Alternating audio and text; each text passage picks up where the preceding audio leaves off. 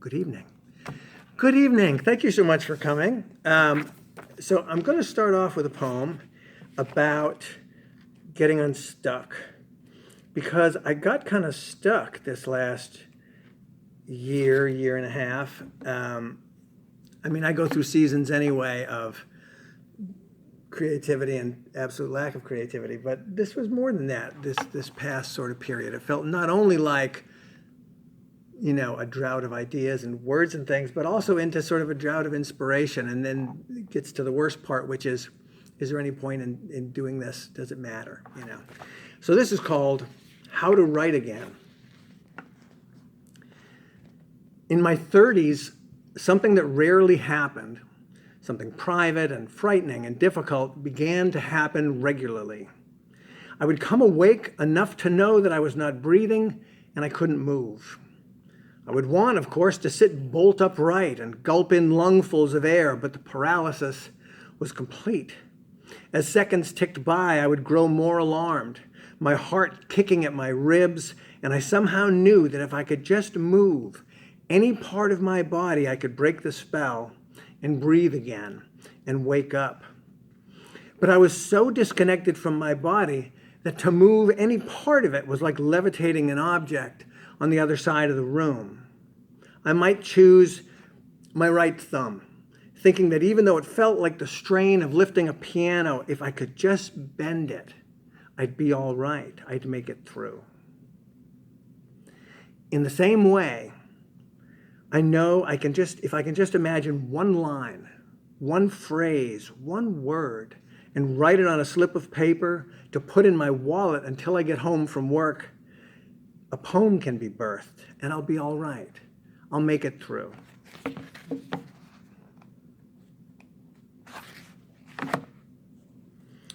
The next poem is about a necktie. It's one of two that my father gave me. It's our family tartan. And I will say the name of this poem is Driftwood, and the reason for that is our coat of arms, a prominent piece of it is a piece of driftwood, because legend has it that the Morrison clan descended from a shipwrecked Viking who clung to a piece of driftwood and washed ashore in the Highlands.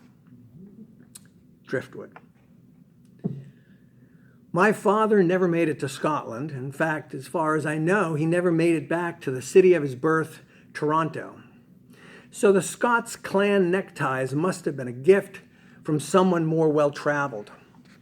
Our hunting tartan, green, blue, red, black. So many threads woven so tightly together to describe our clan. Blue, water, green, forest, red, passion, black, a deep hole, a rainy 3 a.m. sky, the absence of joy or light, and where the black bars intersect, it's so black that you have to turn away for fear of being pulled into this tunnel that has no opening at the other end. The green almost looks like it's growing, alive, like moss or a field of heather, or the tops of trees seen from above, so verdant and rich a forest that grows 2 trees for every one that falls. The blue that delivered the exhausted, shipwrecked Viking to a rocky island, clinging to a piece of driftwood, the blue that held and surrounded fishing boats, the blue of a child's eye, a winter sky. The blue, the green, the black, all wide, crisscrossing bands, the thin red lines like straight razor cuts from a back alley brawl, like the flight of a flaming arrow, the scar from a lash, an overheated telegraph wire, pure energy. Last, the thin black lines, like cracks in a mirror, a child's funeral armband, the track of a typesetter's tear, a long skid mark before the train track. This is a tie to be worn at dusk. This is a map, a history, a celebration, a condemnation. This is a tie woven of discovery and despair, of passion and stubbornness, of quiet and cold. My father wore the other family tartan tie, the bright red Highland fling, chief of the castle, here's to your health plaid. Not me. I wear the sleep with one eye open, pipes at the funeral make mine a double tartan. So I just want to take a quick second to say thank you to the Rockland Public Library. That is such a great library and has always been super supportive. And that means a lot. This next poem is for whiskey drinkers, and it's not meant to be a reflection on the librarians. It's called On the Rocks. The first one is the best you've felt all day. The second is better. The third is an attempt to recapture the first. The fourth is an attempt to recapture the third. The fifth is a toast to a flawed plan.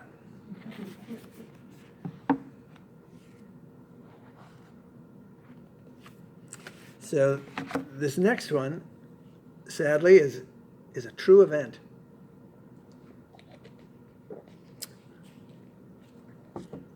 And the name of the poem is Midnight Sun. I was weary with everything and thinking about the end of life and how that could be a relief, like laying in the grass after running a marathon, and how many people would be upset with the notion of welcoming death, believing that one should stay alive as long as possible. I was thinking of death in terms of night and sleep, and how unnatural an unending day is. For example, near the North Pole, where they can have daylight for weeks, and how unhealthy that must be. And she pointed out with some concern that I'd been sitting with the spoon halfway between the bowl and my mouth for an alarmingly long time. That goes out to Susan.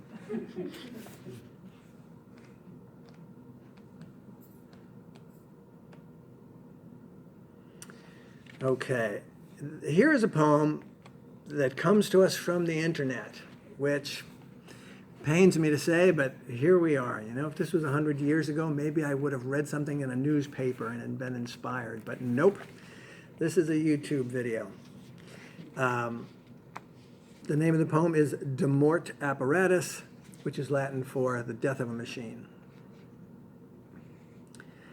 In the video, a washing machine has been set on a wooden pallet in a cluttered backyard, half filled with debris and juiced with extra power from a variac.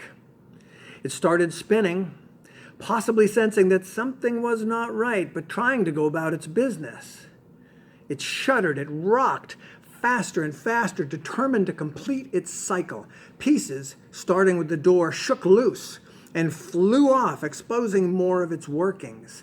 The frame began to buckle, the racket became a roar. Even in its last moments, the drum spun madly until it collapsed in a heap, the seized motor keening. Silence. Then a male Australian voice says, "Outstanding!" It had been mesmerizing, pleasing, and disturbing in equal measure. I understood his enjoyment watching the death of a machine, but I wanted to take off my hat and hold it over my heart, honoring one more thing that had worked itself to death for the enjoyment of the boss.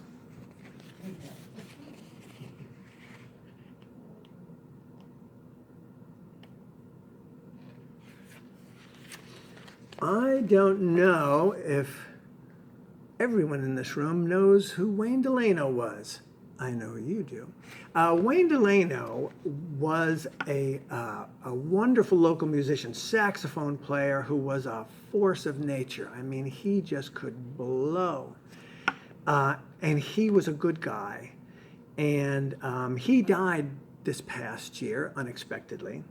But I wrote this poem for him, and I'm happy that I was able to share it with him while he was still around and let him know that it had been chosen to be published in a poetry magazine, and that sort of blew his mind, which made me feel good. So this is for Wayne. It's called The Road for Wayne Delano. The road is long and flat, alternating curves and straightaways. It invites you to speed, and you do. The first thing you notice is the telephone poles, ticking by like a second hand until your breathing synchronizes. Random bouquets of trees, 2, then 3, then 4. An explosion of starlings, abandoned and evergreen, wheel in the sky over the road, then disappear. A flag undulates languidly over a cemetery. A tatter of clouds passes over the sun, and just like that, jazz makes sense.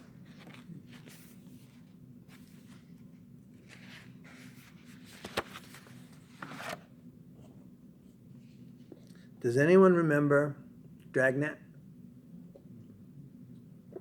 Oh, this is a good audience, because that's an obscure reference. I believe that was the show, correct me if I'm wrong, where they said, the stories you're about to hear are true, only the names have been changed to protect the innocent. Joe Friday. Thank you, yes. So this poem is the same way. It's true, only the names have been changed. The name of the poem is Tommy Daggett. We invited Tommy Daggett to track practice because he was rumored to be fast. He showed up in jeans and worn sneakers, and we felt a bit sorry for him as we stretched in the dramatic fashion in which we'd been taught and warmed up as the college runners did. Tommy Daggett smoked us in 3 races, winning by 20 strides, barely out of breath. You could feel the coach's heartache as they watched him light up a cigarette at the bus stop. He never came back. Think how good he could have been with proper training, we groused. What the fuck did Tommy Daggett care? He'd already won, he'd already lost.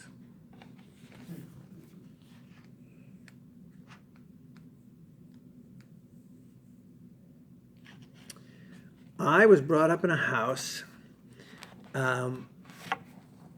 with a lot of Bible stories as a kid.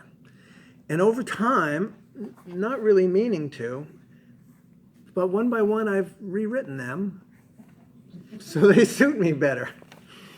And here's another. This is called Prodigal. A woman had 2 sons. The older one was studious and dependable.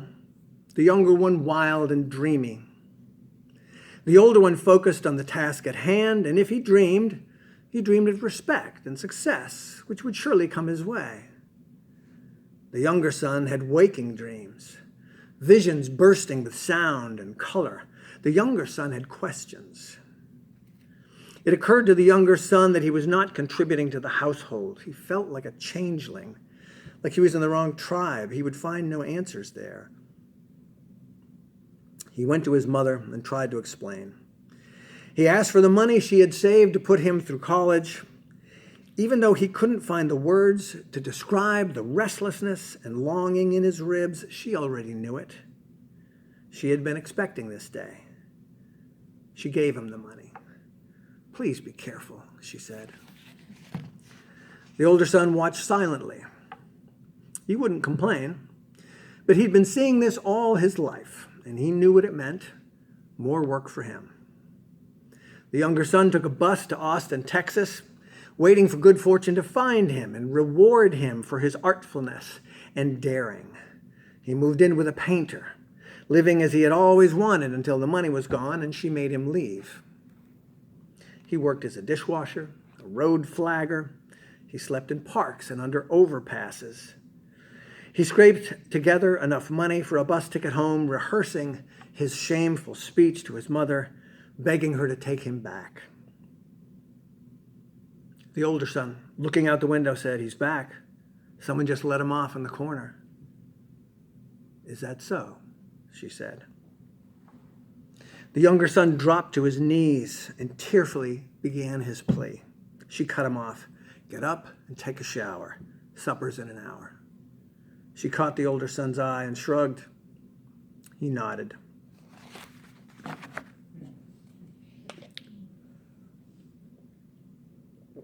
So here's the thing. I arrange the poems in the book in alphabetical order, just so I can find them when I'm doing a reading. I don't sort of imagine what order they should go in to complement each other or whatever. But it just so happens that the poem that comes next ended up being sort of a companion piece for this through no planning of my own. It's called Return. Don't tell them where you've been. Don't tell them what you've been doing or why. Don't think you have to explain or apologize. There's no need to go over the high and low points, the injuries, the run-ins, or even all those days when nothing happened. You're not obligated to try and make them understand, get sympathy, relieve guilt, make them think better of you. Don't make it worse with long explanations, roundabout stories, none of it. Tuck in your shirt, stand up straight, knock on the door, and when they ask who it is, simply say, I'm home.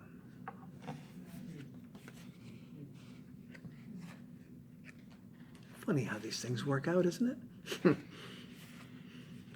Written months apart and not thinking about the other one. This next poem is called Wind Chimes.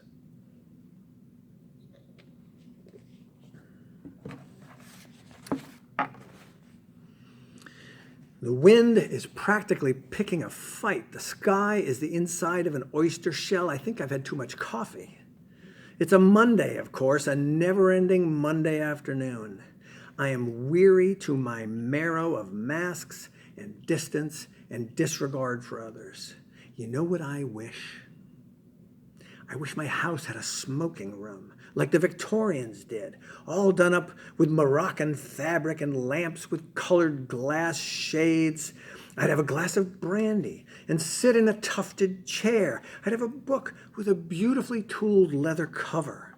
And I'd pay loving attention to how the liquor loosened my straps and made me grow affectionate and nostalgic. I'd lazily blow streams of smoke towards the ceiling. I'd refill my glass and realize I wasn't worried about dinner or work or the world. I'd read a translation of some Persian poetry, and I'd breathe deep and fill my lungs with smoke and pretend it was taking all my troubles with it, lifting them to the sky where they would disperse and disappear. Just by having this little daydream, I feel better.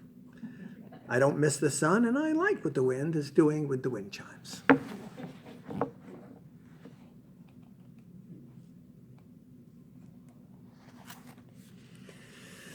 Okay, time for a family poem. This is called The Day After Mother's Day. On Mother's Day, you see all manner of messages like, to my mom, my best friend, or thank you, Mother, for the unconditional love, and other expressions of gratitude for always supporting, always accepting, always comforting. The mother-child bond seems just as sturdy as Mother Nature intended. So I keep quiet, so as not to poison the well. I wait until the day after Mother's Day to suggest that there are those who need a different greeting card. One that says, I know you tried, or here's to our complicated love, or I don't think you meant to hurt me with your disdain, your chilliness, your judgment, your befuddlement, your favoritism. I don't think you intended your lasting gift to be guilt or shame or lack of confidence. You did your best with what you had. Hell, mothers in the wild killed a runt, and you didn't do that. So on the day after, when everyone else has moved on, some of us can say, thank you, Mother, I know it was a lot of work. Thank you, Mom, for doing enough. Thank you for this disappointing poem. And you know, I'm sad to say this brings us to my last poem. I'm so enjoying your company, but that's okay. I do have books if anyone needs that Christmas present for that hard to buy for a person. Save it for Mother's Day. Very good. Save it for Mother's Day. So this last poem is sort of a, how to describe this? I just sort of knocked it out, and on a whim, I shared it with the person it was sort of about, who happens to be a poet that I'm a very big fan of. And I didn't think anything would come of it, but lo and behold, we've become sort of pen pals. So go figure. Sometimes the goofy, impulsive stuff works out. You just never know. This is called Slip Away for David Kirby. If I were a David Kirby-like poet, I could start a poem with a line from a song like, "What would I give for just a few moments?" And I would weave it artfully, humorously, into a wandering narrative that would, perhaps surprisingly, end up perfectly, like a gifted gymnast sticking the landing on a difficult routine on the uneven bars, in a place of depth and resonance and closure. On the way, I might quote great writers or 60s TV commercials, a nutty grab bag of cultural references that would somehow harmonize, like Mel and Tim in Starting All Over Again. But just like my high school French lessons, I can parrot it, but not speak the language fluently. So even though Clarence Carter begs, "Tell me you will try," I will not. Mostly out of respect for Mr. Kirby, someone I admire greatly and am grateful to for writing poems that don't smell like mothballs or MFA receipts. Instead, I'll go back to Clarence Carter, blind since birth, who even now is performing. He puts his guitar amp on the stage floor where he can brush it with his right leg to position himself just so. And he implores, "What would I give for just a few moments?" And just like the first time I heard it on the radio, the answer's immediate. Anything. Everything. Thank you very much, everyone.